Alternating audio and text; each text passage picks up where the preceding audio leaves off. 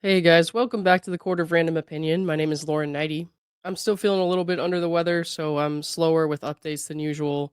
I was actually going to fly out to Vegas and go to Perez Hilton's hearing today, but I couldn't make it. I was actually supposed to fly out of LA yesterday, but unfortunately, I just wasn't well enough to fly yet. But if you're in the area and you wanted to go over there, he's got all the address info and all that on his page there. It's at 12:15 today. I'm sure I'll be following along with everyone else. But we wish him luck, of course. Right now, I want to go over a little bit of Blake Lively's opposition to Jed Wallace's motion to dismiss her second amended complaint.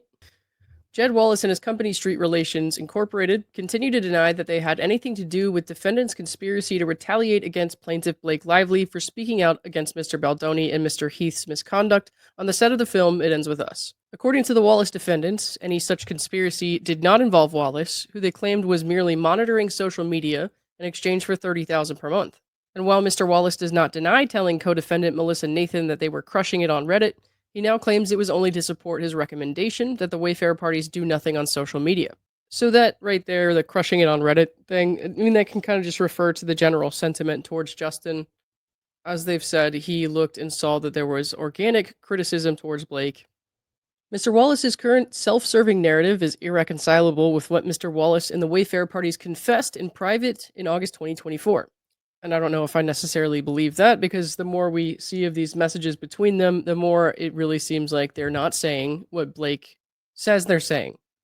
A lot of the stuff that's being talked about in their messages, it's just like pitches for their PR services or just like standard PR conversations. And these are things that PR companies do for tons of clients, and it shouldn't be demonized. Like, do we really think that Blake's people aren't doing the same shit? But she's twisted things and cried smear campaigns so many times that any sort of evidence that there was any standard PR going on is something that people kind of point to as part of a smear campaign. But doing standard defensive PR should not automatically be called retaliatory. And having PR people pitch certain services or scenarios to a client, and then to have those things ultimately not be used or implemented in any way, that's not evidence of anything. As detailed in the second amended complaint, Mr. Wallace had all the info regarding the Wayfarer party's situation by August 5th, including a copy from Wallace and Nathan of the protections for return to production. Over the following days, Ms. Nathan's The Agency Group, that's TAG, colleagues, Catherine Case and Brianna Coslow, insisted that the Wayfarer party should hire fucking Jed. Okay, I'm not going to shout that. Normally I do like to shout the things that they put in all caps, but I'm too sick right now. Particularly because all they cared about was social, and without Mr. Wallace, the TAG parties couldn't do anything about it. TAG pitched the Wayfarer parties on a social attack against Miss Lively.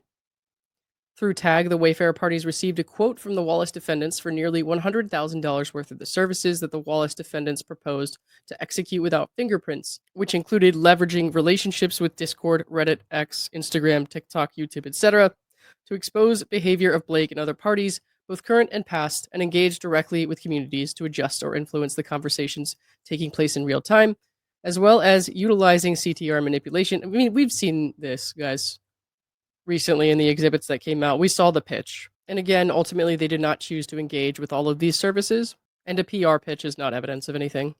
Actually, Donna and I had to talk about that a couple weeks ago. If you haven't seen it, we went over that whole document. She even sang for me. It was horrifying. You should go watch it. All right, so now they're just describing how Wayfarer and Jed Wallace got in touch. Mr. Wallace chimed in, confirming that this is our wheelhouse and have it prioritized across all platform-specific specialists working for me. A day later, Mr. Wallace confirmed that my team is/has been in full throttle mode on our Wayfarer focus. We will work in lockstep with TAG. Well, call the police. He's guilty. And then they're butthurt here over them setting up a signal chat, like a group chat between all of them. I guess the encrypted messaging platform famous for its auto-delete functionality. Okay. So here they're just talking about how the Wayfarer defendants, I guess we're talking about what a good job Jed was doing. Thank the Lord for Jed. Done a wonderful job. At minimum, the TAG parties understood one specific technique employed by the Wallace defendants was the manipulation of comments accompanying social media posts. So when we're talking about the manipulation of comments, first of all, this is again a standard thing for PR. And were those comments positive towards Justin? Were they combating negative comments towards Justin? Do you want to explain that one a little bit? Or no, because it's not really going to tell us anything damning. They're saying a lot here with what they're not saying. And we've already seen all this stuff a lot in the complaints, even in the beginning. This is not new to the second amended complaint, but here I remember this part here where they're trying to make it sound worse than it is. When another woman came forward to describe similar misconduct she experienced at the hand of Mr. Baldoni, the co-conspirators turned to the Wallace parties, with Miss Abel reporting that we flagged to Jed and his team for more serious action on the social side. So I believe what they're referring to is some lady saying that years ago Justin had invited her to his hotel room or something. So when they say describe similar misconduct, that's a bunch of fucking bullshit. Like, we don't even know if that's true. But especially if it's not true, why the hell would you want that out on the internet? So of course you're gonna want your PR people to take care of it. That's just common sense. Like, hey, here's some lady saying something shitty about our client. We should do something about that. So again, the describe similar misconduct here, it's misleading, and it's just meant to confuse people to think that he has a pattern of behavior. When even if that were fully true, inviting a woman up to your hotel room as a full-grown consenting adult, that's not similar misconduct to what's being alleged in this case. So go fuck yourself. For the record, I think that's absolute bullshit, which is why I'm not going to put too much stock into it. If I thought that was true, I would think that was a shitty thing to do, obviously because he's a married man, and I don't know how long ago that was, but no, I don't think that's true. We have seen or heard absolutely zero proof of that at all. So this is again just thrown in there to create scandal. It actually has nothing to do with Blake at all. I mean, really think about it. What does that have to do with Blake? Nothing. It's just more mud to throw. The SAC confirms that the Wallace parties knowingly joined a conspiracy designed to harm Miss Lively, knew what the conspiracy was trying to accomplish, and helped that happen. And importantly, the SAC confirms that the Wallace defendants knew of the New York-based contacts and overt acts of their co-conspirators. Most tellingly for the purposes of this motion, based on Mr. Wallace's sworn testimony and information obtained in discovery, it is clear that at least Mr. Baldoni, Mr. Heath, and Miss Abel were all physically present in New York, promoting the film and responding to their perceived PR crisis that gave rise to the retaliation campaign when they recruited, met, and retained the Wallace defendants. And the same testimony allegations confirm that Mr. Wallace both knew and reasonably should have known of their location. In other words, not only did the co-conspirators take acts in furtherance of the conspiracy while physically present in New York, those acts included transacting business in New York and specifically hiring the Wallace defendants to assist in their retaliatory campaign from New York. The Wallace defendants' motion to dismiss the SAC should be denied. As the film's New York premiere neared, Mr. Baldoni and Mr. Heath grew concerned that their misconduct would become public, and in a blatant act of retaliation against Miss Lively for privately reporting her concerns about that misconduct, that's a nice way to put it, engaged in a coordinated campaign to destroy her reputation, conceal their own behavior by distracting the public with false narratives about Miss Lively, and discredit Miss Lively in the event that she spoke publicly about her concerns. I'm sorry, did you not do all the things that we saw you do? Hardly a false narrative. I mean, most of the stuff she was getting backlash for was actual video of her self-destructing in real time. I mean, what are you doing? I would argue that they were not concerned that their misconduct would become public, because there was no misconduct. It doesn't mean that she wasn't going to falsely accuse them of this to try to ruin their reputation if they didn't give her what she wanted. She was already lording that over their heads. Since the court issued its July 16th opinion, Miss Lively has obtained discovery shedding light on when the Wallace defendants joined the conspiracy, their knowledge of their co-conspirators' New York-based activities, and their overall awareness of the co-conspirators' unlawful retaliatory objections and conduct, which, although present, were previously sparse because the co-conspirators had done their best to make their activities untraceable. Specifically, discovery has confirmed that the Wallace defendants, and of course it's redacted, were aware of the conspiracy's objectives by at least August 5th, and had joined the conspiracy no later than August 7th, with knowledge that key co-conspirators were at that very moment in New York to promote the film. So most of this is not new information, they're just trying to establish that it happened while they were in New York, and that Jed Wallace knew that they were in New York. This here, I think, again, is kind of funny because it says Miss Nathan's plan proposed strategies to advance misleading counter-narratives, including pushing Miss Nathan's narrative that Miss Lively had a less than favorable reputation.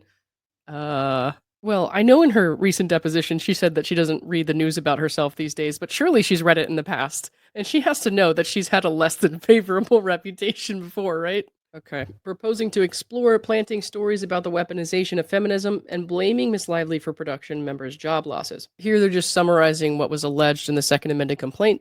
Again, just that they had engaged Jed no later than August 5th, and that they had showed him the protections for returns to production. They had shared all the info with Mr. Wallace.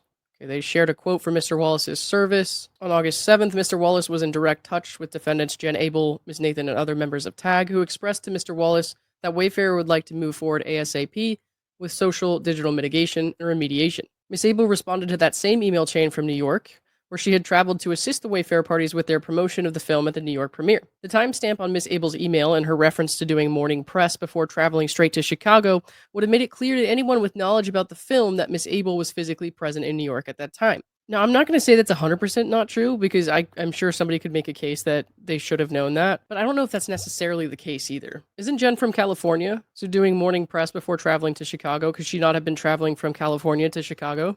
Like it says she responded to the email chain from New York where she had traveled to for the premiere, but did she say that she was in New York at any time? Or was that just assumed? Is it assumed they were supposed to know that? They're describing some communications between the tag employees and Jed. On August 10th, Miss Abel shared an article with Miss Nathan, Mr. Heath, Miss Case, and Miss Coslow and others, asked if Digital has any idea of how to amplify. Miss Case replied that they would share the article with Jed and at the very least ask for engagement in the comments. Evidently, in addition to back-ending information online, the Wallace defendants were also engaged in manipulating the comments under online posts as a form of boosting engagement with particular stories. Miss Case and Miss Coslow confirmed as much when they wondered whether Mr. Wallace had been responsible for some TikToks critical of Miss Lively.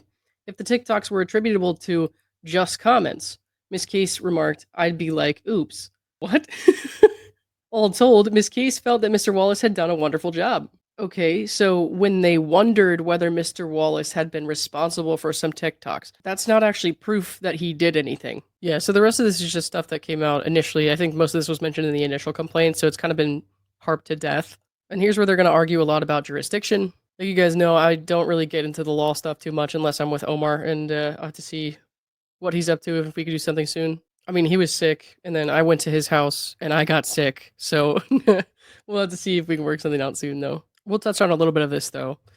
The Wallace defendants are subject to personal jurisdiction under CPLR 302A1 because their co-conspirators' contacts are attributable to them under a conspiracy theory. Section 302 authorizes personal jurisdiction over any non-domiciliary who, in person or through an agent, transacts any business within the state or contracts anywhere to supply goods or services in the state. Proof of one transaction in New York is sufficient to invoke jurisdiction, even though the defendant never enters New York, so long as the defendant's activities here were purposeful. The SAC alleges numerous Section 302 contacts, of which the Wallace defendants were aware, and which must be attributed to them under a conspiracy theory. In particular, at the time the Wallace defendants were invited to join the conspiracy on August 5th, 6th, and 7th, at least Mr. Baldoni, Mr. Heath, and Miss Abel were in New York, conducting the very communication strategy of which the Wallace defendants would become, I think they mean, an integral part. That New York-based activity was conducted in furtherance of the conspiracy's objective to bury Miss Lively in retaliation for reporting Mr. Baldoni and Mr. Heath's harassment and to conceal the same. The SAC also alleges sufficient facts to permit the inference that the Wallace defendants, who were indisputably aware of these activities, were also aware that these activities were taking place in New York. As alleged in the SAC, and as Wallace himself swore under penalty of perjury, after being contacted by Wallace and Nathan about Justin Baldoni in early August 2024, Mr. Wallace engaged, at minimum, in passive observation and analysis of the social media environment as pertained to It Ends With Us. By then, Mr. Baldoni had already posted on Instagram, and the It Ends With Us Instagram had reposted, that he was heading to New York for a full week of press for It Ends With Us movie, adding a tag that would have made the post searchable by anyone and monitoring Instagram for content about the film. By August 5th, at least Mr. Baldoni and Miss Abel were in New York for the August 6th premiere, where Mr. Baldoni was making press appearances. On August 6th, the same day that Mr. Baldoni alleges to have learned that Miss Lively and other cast members refused to appear alongside him at the New York premiere of the film, Miss Case, a New York resident, then in New York, told Miss Coslow that she had shared all the info with Mr. Wallace, and on August 7th, Miss Case introduced Mr. Wallace and Miss Abel directly, informing Mr. Wallace that Wayfarer would like to move forward ASAP with social/digital mitigation and remediation. Miss Abel replied from an East Coast time zone, informing the others, including Mr. Wallace, that the next day she would be in morning press before heading straight to Chicago. A reasonable inference from these allegations, taken as true, is that Mr. Wallace knew that Miss Abel and the Wayfarer parties were in New York for the New York premiere of the film and associated press appearances. Indeed, given Mr. Wallace's sworn statement that he was personally monitoring social media related to the film, social media that confirmed that Mr. Baldoni and his associates were in New York for the press relating to the film at the time they retained Mr. Wallace, it would strain credulity to infer that Mr. Wallace was unaware that his clients were gathered in New York for press activities relating to the same issues that he was being hired to address. This is especially true given that one of the very reasons that Wayfarer hired the Wallace defendants was to distract from the fact that Mr. Baldoni's co-stars refused to appear in photos with Mr. Baldoni at the New York premiere. Indeed, in Wayfarer's own words, Mr. Baldoni engaged Crisis PR and obtained the social manipulation proposal as the New York premiere of the film approached to be ready after Miss Lively and other cast members unfollowed Baldoni, and after learning on August 6th that Miss Lively and the cast would not appear alongside him at the premiere, which, according to Wayfarer, would give fans the impression that Baldoni had committed an egregious sin, something so egregious that no one even wanted to take photos with him or have him around. So that was August 5th and 6th. And then on August 7th, they told Jed Wallace they would like to start as soon as possible. So by the time he did start, they said that they wanted him to start on the 7th. Okay, I had to go back to Jed's lawsuit to check, but Jed Wallace and Street didn't start working until the 9th. So they were approached and they were in talks, but they didn't actually start working for them until the 9th. And at that point, it's not necessarily a given that the Wayfarer parties were still in New York. It was days after the film premiere had ended. So I don't know if that makes a difference or not. Finally, relevant to both this theory and the theories discussed below, the Wallace defendants ignore that a conspiracy theory of jurisdiction sweeps in not only co-conspirator contacts that predate their joining of the conspiracy, but also those contacts that occurred before they removed themselves from the conspiracy, something Wallace defendants do not argue they have ever done. It is black letter conspiracy law that a conspirator remains a member of the conspiracy until he affirmatively acts to repudiate it and remove himself. As alleged in the SAC, the co-conspirators persisted in their retaliatory campaign against Miss Lively well into 2025 and committed numerous New York-based overt acts, including filing a retaliatory lawsuit in this court and coordinating with Mr. Wallace involved to post their cherry-picked receipts as filed in the lawsuit on a website for public view. Okay, shut the fuck up.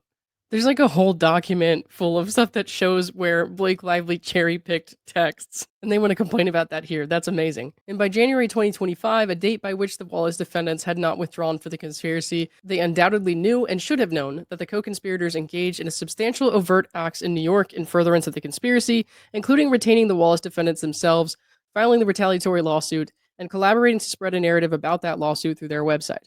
So the website just posts court documents, right? There's only court documents on that website. Them calling this a retaliatory lawsuit doesn't make it so. Just like her saying there's a smear campaign against her in 2025 doesn't make it so. But she hides behind all these litigation protections and then is like pointing the finger over stuff that's in court documents. So I just think the hypocrisy is kind of hilarious. All right, this is where I'm going to start to skim a lot. The Wallace defendants assert that the defamation exception of CPLR 302 rules out Miss Lively's reliance on those subsections with respect to both her false light and FEHA aiding and abetting claims. But neither the false light claim nor the FEHA aiding and abetting claim fall under the defamation exception. As alleged, Miss Lively's claims against the Wallace defendants do not seek to evade the statutory exception by recasting her cause of action as something other than defamation. As the Wallace defendants recognize, Miss Lively has not sought to premise her false light claims on any allegedly defamatory statements or alleged facts in support of her false light or FEHA aiding and abetting claims that are really defamation. This is accordingly not a situation where Miss Lively's claims, regardless of how they are denominated, rest on defendants' allegedly defamatory statements, or where she is disguising defamation claims as claims for other torts, because this is a case where Miss Lively's false light and FEHA aiding and abetting claims are genuinely not duplicative of an unpled defamation claim. The SAC alleges that the Wallace defendants aided and abetted the other defendants' campaign of retaliation against Miss Lively for raising concerns about misconduct on the set of the film, all in violation of FEHA, but that aiding and abetting involved more than boosting negative narratives about Miss Lively on social media. It also involved providing advice and counsel to the Wayfarer parties and strategizing with them on the conduct of their retaliation campaign, activities that they don't even arguably sound in defamation, but are core aiding and abetting conduct irrespective of the form that the retaliation took.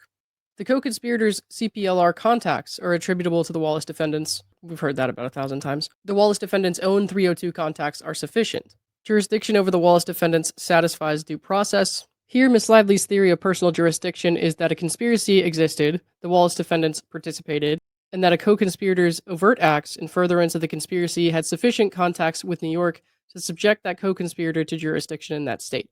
An evidentiary hearing is unnecessary, but the court should hold one after the close of fact discovery, rather than credit artfully phrased affidavits.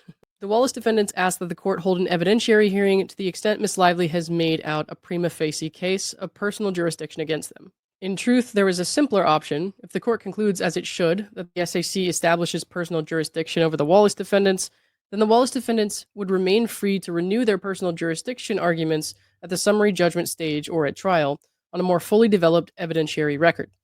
Creating yet another independent factual record on which to evaluate the personal jurisdiction issues may be an appropriate procedure in some cases, but it seems hardly efficient here when the deadline for summary judgment motions is just over 2 months away. In the event that the court would otherwise give dispositive effect to Mr. Wallace and Ms. Nathan's affidavits, Ms. Lively agrees that an evidentiary hearing would be appropriate as a means of resolving any factual disputes at this stage. Neither Ms. Nathan nor Mr. Wallace has been deposed yet in this case, nor has Wallace produced phone records that would show his location at the time of relevant communications. This discovery, which will be provided in the coming weeks, may obviate the need for any evidentiary hearing if they result in admissions to jurisdictionally relevant facts in response to questions that the Wallace defendants have not yet answered. And materials obtained in discovery only last Friday indicate that, at a minimum, Mr. Wallace and Ms. Nathan's untested affidavits may not tell the whole story of their communications during the relevant period. For example, Ms. Nathan avers that she did not recall ever communicating with Mr. Wallace while she was living or working in New York regarding Street's engagement with Wayfarer, but a document produced by Ms. Nathan only last Friday, which has been in possession all along, shows, and then it's redacted, so that raises significant questions about the accuracy of Ms. Nathan's recollection about her location during the period that she was communicating with Mr. Wallace in furtherance of their work on the Wayfarer engagement, something that she could have easily confirmed through phone records and other documents in her possession. Well, I can't really say too much about that since it's redacted. The Wallace defendants reassert and reincorporate their objections to venue and their motions to sever and transfer as set forth in their initial motion to dismiss. Ms. Lively similarly incorporates and adopts her responses to those arguments from her initial opposition brief. Taking things one step further, the second amended complaint alleges that Wallace defendants' co-conspirators were present in this district when they made initial contact with Mr. Wallace, negotiated terms of his in-street relations engagement, and made his membership in the conspiracy official. The Wallace defendants' motion to dismiss should be denied. The SAC states a claim against the Wallace defendants for false light on a conspiracy theory. Again, we've kind of beat this to death, so I'm not going to go through this too much right now. The SAC states a claim against the Wallace defendants for FEHA aiding and abetting. And of course, the conclusion is that the motion to dismiss or to transfer should be denied. All right, guys, thanks for listening. Like I said, I'll try to keep up as much as I can. I'm still out of town now until Saturday just because I wasn't really well enough to travel, so I'm sure I'll be back later on. See you all soon.